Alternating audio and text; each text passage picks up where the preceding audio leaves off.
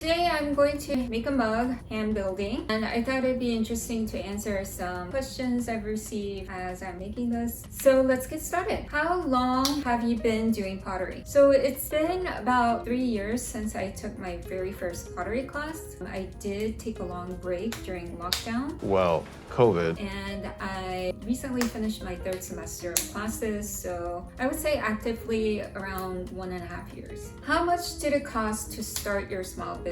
I started painting like in middle school. We love supporting the middle school arts. So I had most of my supplies from over the years. So my startup cost for that was pretty minimal. For pottery, a few $100s. But if you want to invest in a kiln or a wheel, then that would be a big chunk. Expensive. Art supplies in general, they are not cheap. Even for painting, brushes, inks, especially oil and gouache paints can add up really quickly. But one of the good things is you don't necessarily need everything up front. You can just get the basic supplies and add to it as you go. Etsy versus having your own site. I would say if you're starting off and you have no social media presence and you're completely brand new, I would recommend starting on Etsy. Etsy has been having a bad rap because earlier this year they increased their fees again. Corporate greed. There was a lot of controversy over that, and a lot of people complained that Etsy has become like Amazon, where there's a lot of sellers selling mass-produced products that's not handmade and drop shipping. And Etsy allows that, by the way, but sometimes a shop would say, oh, something's handmade, but it's actually mass-produced abroad, or they got it from Alibaba and they're just selling it on Etsy. So it doesn't really help artists and artisans in that way. But I'd still say Etsy is a main site or platform people think of when they want to shop handmade. So I would recommend starting on Etsy. That said, if you are familiar with web design or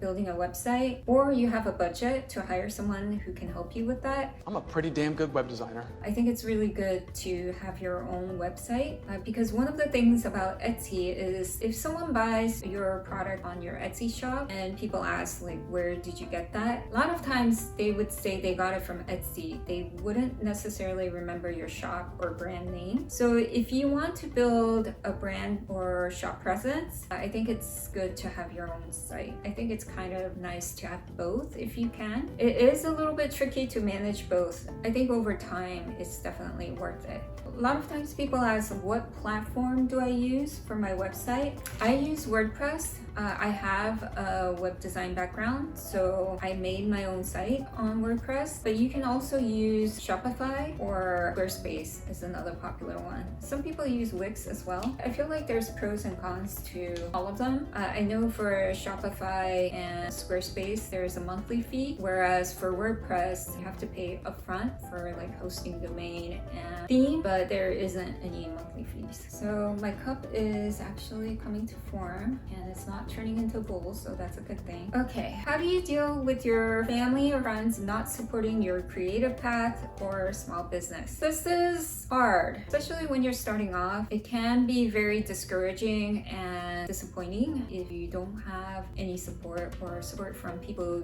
you expected most. Wow, you made these? They're gorgeous. But I bet they're expensive. Not for what you're getting.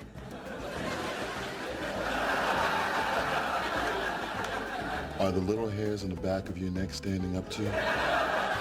I think the most helpful thing to do is focus on the support that you do receive. You may not receive support from those you expected, but then other times there are people that you didn't expect who do show a lot of support, who do buy your products and share your content or check out your shop. So there is that. And I think this is something kind of hard to accept, a hard pill to swallow. But no one is going to care about your shop and your creative pursuit as much as you. It makes sense, right? Because it's kind of like your thing, your baby. How do I price my products for my shop? Some of the factors that you need to think about: the material cost, shipping, packing materials, the time and skills you spent making whatever product that you made. There's also like website and platform fees and taxes. And And some people say you need to pay yourself, and the way to do that is to think about how much you want to get paid hourly and then just add it to all the costs. The only thing about that is, let's say you want to get paid $15-20 an hour and it took you 5 hours to make an item. If your competitors are selling the same or similar item for all around the price of $25 per item, then you end up pricing yourself out. That's not something you want to do either. Check out your competitors, see what their pricing is. What is the lowest price? What is the highest? What's the average? Also think about, well, how do you want your brand to be perceived? Do you want to be perceived as a high-end luxury brand or something that's very cheap and affordable? How do you keep motivated?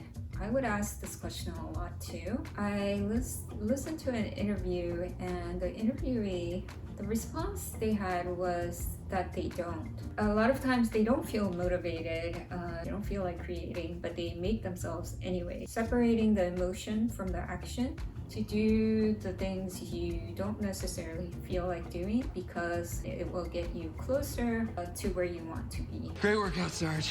Last but not least, what advice would you have for someone who is starting a creative business or looking into it? A lot of people start creative businesses because they enjoy the creating aspect, and I think it's good to be aware that creating is not going to be the main chunk of how you spend your time. So I feel like creating for me has been maybe like 30%. The rest of the time, it's marketing, it's admin, accounting, bookkeeping, figuring out social media, creating content for that. Most of your time is gonna be spent doing other things than creating.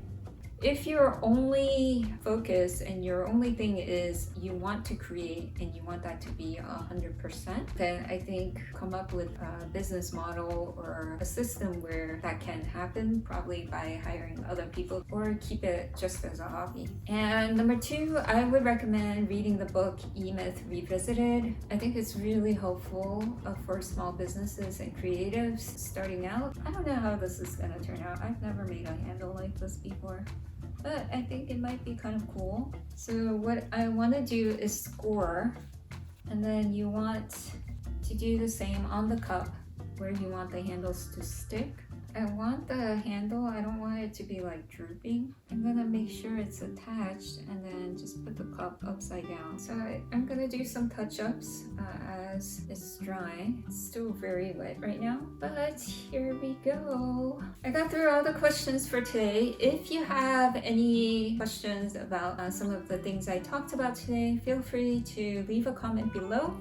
I hope this was helpful to you, especially for those who are interested or have started a small business recently. Thanks so much for watching. If you liked this video, please give it a thumbs up, subscribe, and I hope to see you in the next one.